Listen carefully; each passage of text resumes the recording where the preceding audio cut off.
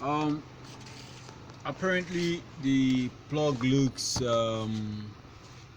funny after doing all the research, going through the codes generated from the scanner, that 2P55C, that's a misfiring malfunction. So we're trying to um, get access to the plug, of which we have gotten access to the plug.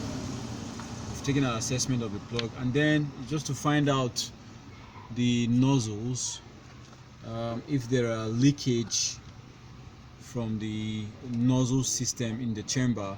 It's either maybe probably the